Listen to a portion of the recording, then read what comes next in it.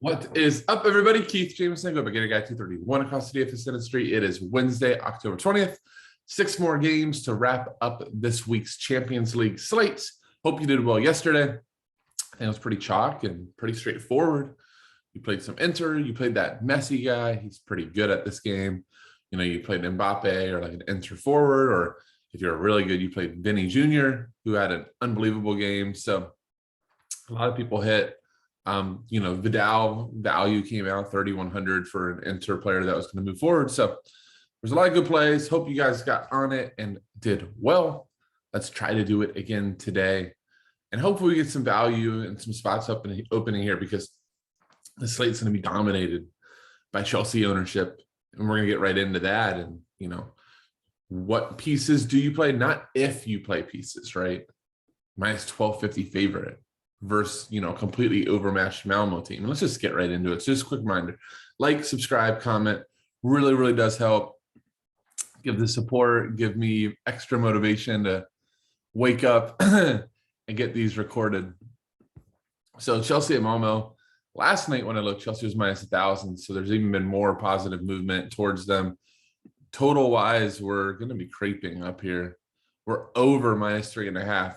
Both teams to score plus 163. So, the bookies are all saying that, at least 3 of those goals, right, and that total are coming from Chelsea. So again, it's not if you're playing Chelsea, it's which pieces. And I think the easiest way to start out, and regardless that he doesn't really have, a massive shot floor or, doesn't draw a ton of fouls, but as Romelu Lukaku, highest goal scoring slate odds on the slate. And, Lukaku has been good for Chelsea, but he hasn't had that just blitzing crazy game yet where, he hasn't had the hat trick or just the, throw it in your face. This is why you're paying me, or why you paid 100 million. I do think that might be us here at home at the bridge. So Romelu Lukaku, I think is just easy. Now, I think from there, where I'm going to go is out to the wingbacks, possibly playing both. Whether it's Marcos Alonso or Ben Chilwell here at left wingback, I think either one of them is a lock. They're going to have a share of set pieces. Both have been super, super attacking, getting into the box, showing some goal scoring prowess for both. I think Alonso has more goal upside, whereas Ben Chilwell, has a little bit more floor. He crosses a little bit more than Alonso. So either one of them, I think, is just easy. I'm hoping at right wing back we see Reece James. Reece James is underpriced on the slate. He's like 5,400. He would also take some set pieces, probably split with Alonso, which would take Mason Mount more than likely out of the set rotation. But, either of these guys should be in great shape to, be part of the offense, really, really pushing high up the pitch, because Chelsea should dominate possession here. So, yeah, I'm a big fan. If Azpilicueta is there, he's just a really good value. I think he's like 40-something hundred. So I think either way, there's a really good shot that you're playing both Chelsea wingbacks. I think the decisions become with Chelsea is, do you take your second forward here? So if Timo Werner plays, are you playing him as your second forward? I kind of lean yes, just because I think if you don't go Chelsea at your, let's say that you're playing Lukaku and you don't play a Chelsea at your second forward, I think you're kind of going up and down and struggling. Like Lewandowski, of course, is a great play, but he's expensive as hell at Benfica, right? It's not like Bayern's a minus 500 favorite here. So 12.5 is a little bit much to spend for him. You don't just need 1 goal there, you need 2.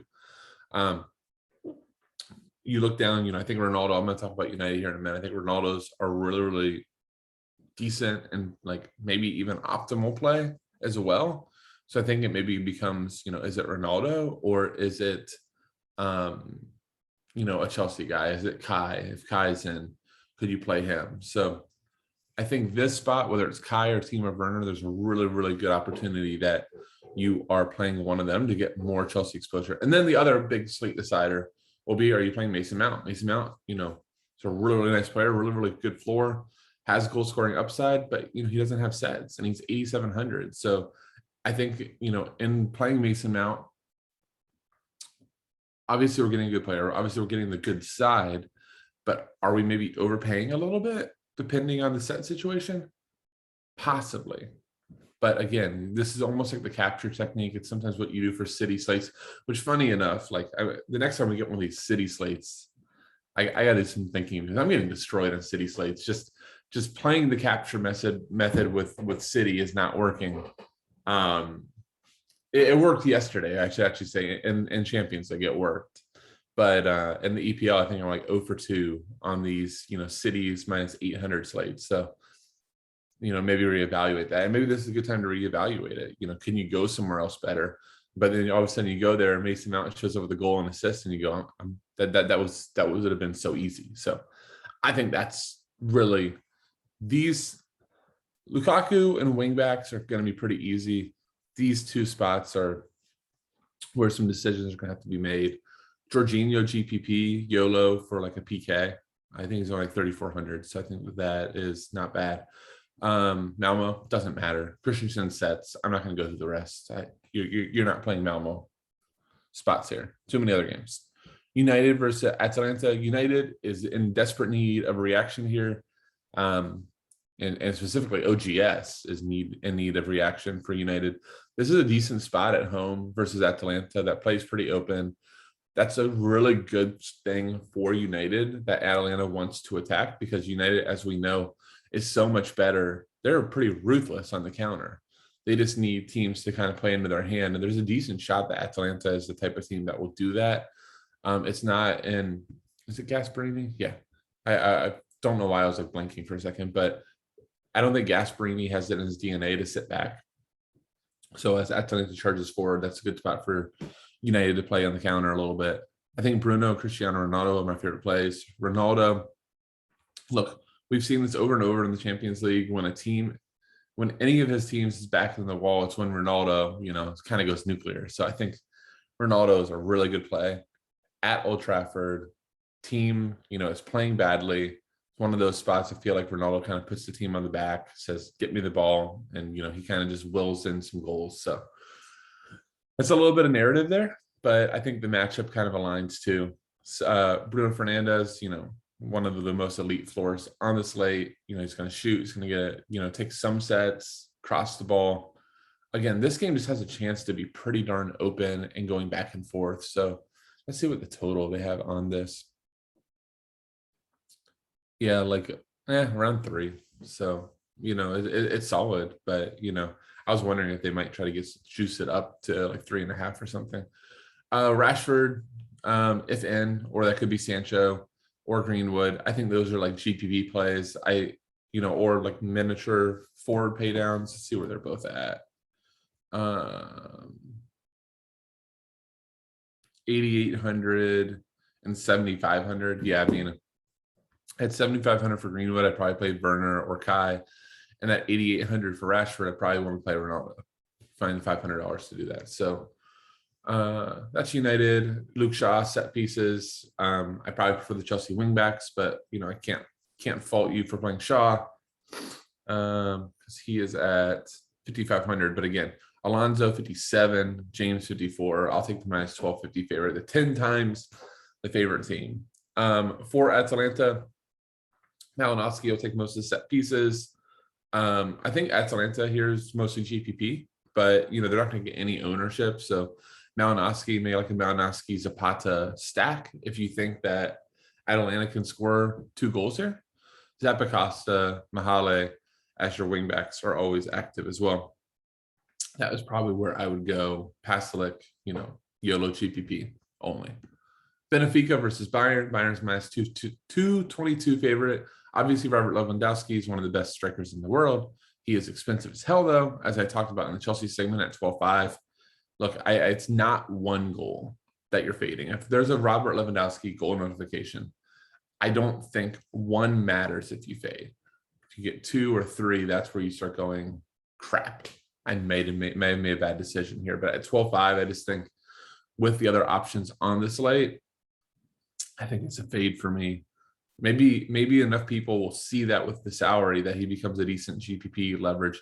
And maybe Bayern in general, because of so much ownership to Chelsea, if you just do like Chelsea, I'm just going to play Lukaku for the goal notifications. Maybe I play Mendy to block out one other goal notification.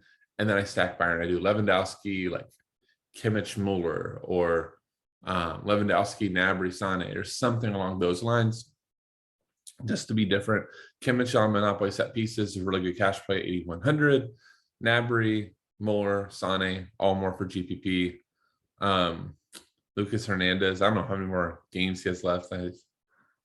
Touchy subject, but I saw he has like report for prison for violation of something.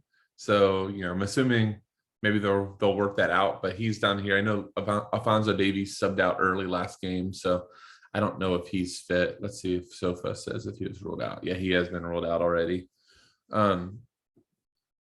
Yeah, I would say it's this group here or who is in play. I wouldn't really play any of the forwards or Neuer. For Benfica, set pieces, Grimaldo, Mario, sometimes Rafa Silva, Yaremchuk, and Nunez would be really interesting GPP plays. Bayern has shown the ability to concede some goals here while also scoring a ton as well. I think Vlad, oh man, I'm going to try to say this. Flacco Demos, see if I'm close. I think he's really interesting as a goalie. He's at home. He's playing a Bayern team that's going to get a ton of shots. Benfica is normally a pretty good defensive team, especially at home, but that's versus much worse opponents than Bayern. But, he's paid down. He's super cheap. He's at home. Again, I keep using this on these videos, but get 10 saves, concede 3, that's still 14 DK. Eduardo Mendy gets 1 save, clean sheet win. He scores 12. Doesn't seem fair, but that goalie that considered 3 scored 14 DK, and Eduardo Mendy scored 12. So, and he's paid a ton more for Mendy on a slate where there's a ton of options. So I really do think this is a slate to pay down at keeper. Okay, I think enough of this game. I'm just going to try to kind of whiz through these last few. I've kind of said my piece with Chelsea, United, and now a little bit of Bayern. Zenit and Juve. There's not a lot here for me. Juan Cuadrado that we know and love at international is not the Juan Cuadrado that's at Juve anymore. So he's barely on the list for me. I think Chiesa would be even better if we didn't see like Cuadrado there, and we could maybe get him on some set pieces, but not really interested in Juve here at all. Not the most friendly DFS team. Going to Russia is no joke. This is a pretty even game. Juve plus 130.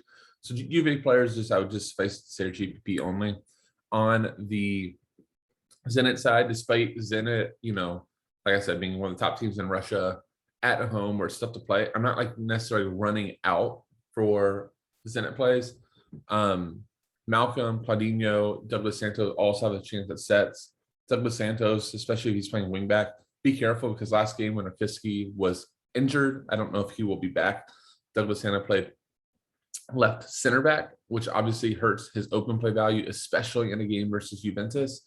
So we want to see him as left wing back if you even want to consider, or maybe you should just play Azpilicueta or James or Alonso or Shaw, all the other favored fullbacks that are maybe in better spots. But Douglas Santos does have a chance at sets, sometimes splits with Malcolm, and sometimes Claudinho gets in there as well. Seider Osman, really nice striker for them.